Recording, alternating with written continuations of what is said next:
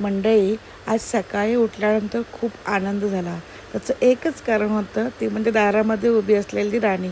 जवळजवळ 2 ते 3 महिने गॅरेजमध्ये राहून घरी आल्यानंतर त्याचा खूप आनंद वाटत होता.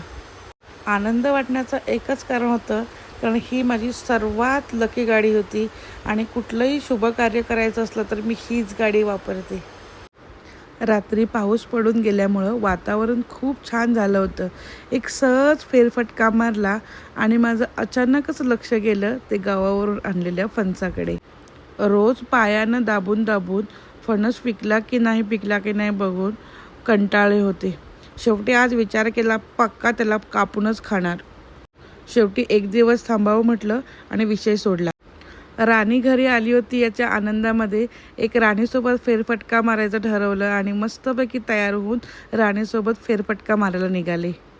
मला एक सोफा सेट घ्यायचा होता म्हणून मी डायरेक्ट गेले धोरवनाथ फर्निचरमध्ये. हे पलूसमधलं सगळ्यात मोठं फर्निचर आहे आणि माझ्या घरामध्ये जेवढं फर्निचर तेवढं सगळं या फर्निचरमधलंच आहे. त्यामुळे इथली माणसं मला खूप ओळखीची होती. थोडंसं टाईमपास करत करत फर्निचरच्या दुकानामध्ये पोचले. आतमध्ये खूप व्हरायटीज होत्या. बघून असं वाटत होतं, हा घेऊ की तो घेऊ, हा घेऊ की तो घेऊ. शेवटी म्हटलं की अजून एक्स्ट्रा काहीतरी बघावं म्हणून त्यांच्या गोडाऊनकडे जायला निघाले. पण मला सोफा काही पसंत पडत नव्हता. त्यांनी मला 101 व्हरायटीज दाखवल्या, त्यांचे फंक्शन सांगितले, तरी माझ्या मनासारखा मला सोफा मिळत नव्हता. शेवटी आमचे काका वैतागून मॅडम कुठला तरी एक सिलेक्ट करा म्हणाले आणि शेवटी मी एक फायनल करायच्या मार्गस्थ आले. शेवटी हा सोफा बघितला होता पण मला काही आवडला नाही, सोडून दिलं. आणि मात्र आता एक जो सोफा सिलेक्ट केला तो सगळ्यांनाच आवडला, तो म्हणजे हा. थोडंसं बसून बघितलं, ट्रायल घेतली, आवडला म्हणून म्हटलं चला फायनल करून टाकून घेऊन जावं. सोफ्यामध्ये वापरलेला फोमसुद्धा चांगल्या क्वालिटीचा होता.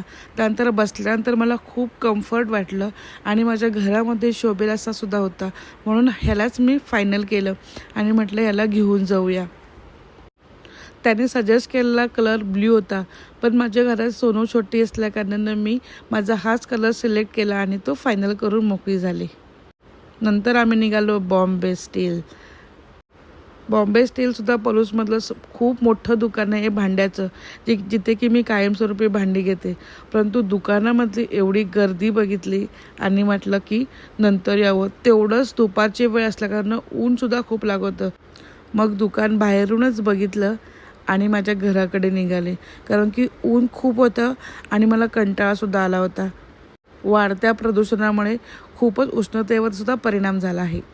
आणि आमची संध्याकाळ तर एवढी मस्त गेली की माझ्या चिमुरडीला खेळायला 2 फ्रेंड्स आले होते. त्या दोघांनी तर एवढी मजा केली तर माझं लेकरू मलाच बाय करायला लागलं. एवढा आनंद झाला की तिला खूप दिवसानंतर 2-3 मैत्रिणी खेळायला मिळाल्या होत्या. तिला कोण लहान मुलं खेळायला मिळाली की ती खूप खुश असते. तिला वाटतं की माझ्याकडे रोज कोणतरी खेळायला यावं, कारण की लहान मूल एकटं कंटाळतं. जसं जसं संध्याकाळ व्हायला लागली तसं माझ्या लेकरानं अभ्यास उघडला. स्वतः करता करता त्यांनाही अभ्यास करायला दिला. छानपैकी मज्जा मारली आणि आमचा दिवस संपला. बाय.